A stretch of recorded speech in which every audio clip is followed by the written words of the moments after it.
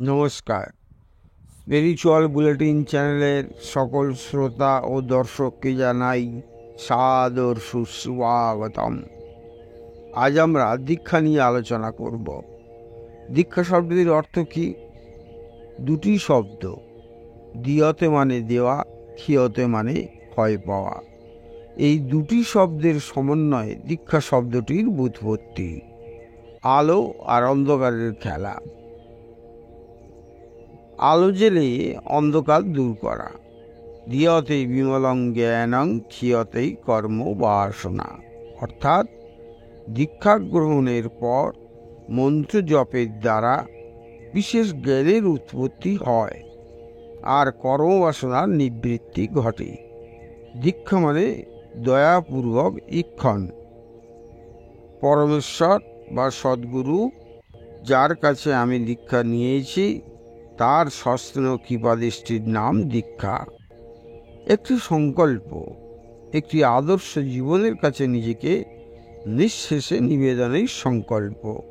এই আদর্শ হতে পারে কোনো দেবতা, মন্ত্র, মূর্তি, প্রতীক, ভাব, ভক্তি অথবা মতবাদ।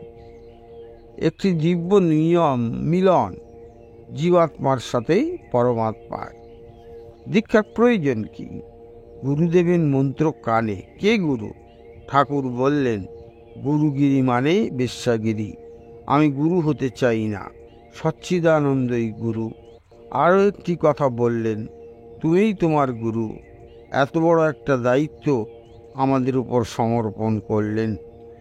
নিজেকে নিজে সামলাও, সেই পথের সন্ধান করো যে পথ তোমাকে উন্নতির দিকে নিয়ে যাবে।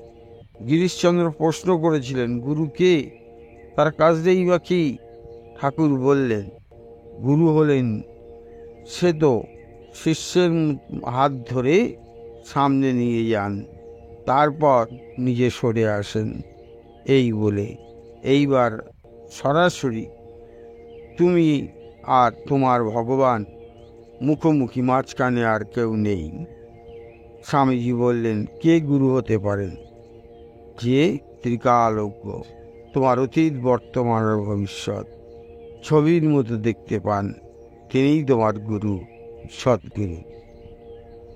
আশা করি আজকের আলোচনা নিশ্চয়ই আপনাদের ভালো লেগেছে। আর ভালো লেগে থাকলে প্রতিদিন যেভাবে লাইক, শেয়ার, কমেন্টস করেন তেমন করবেন। আর যারা এখনও আমাদের এই চ্যানেলটি সাবস্ক্রাইব করেননি, তারা অবশ্যই চ্যানেলটি সাবস্ক্রাইব করে আমাদের পাশে থাকবেন। আজকের মতো বিদায় দিচ্ছি, আবার আগামীকাল কথা হবে। নমস্কার, ধন্যবাদ।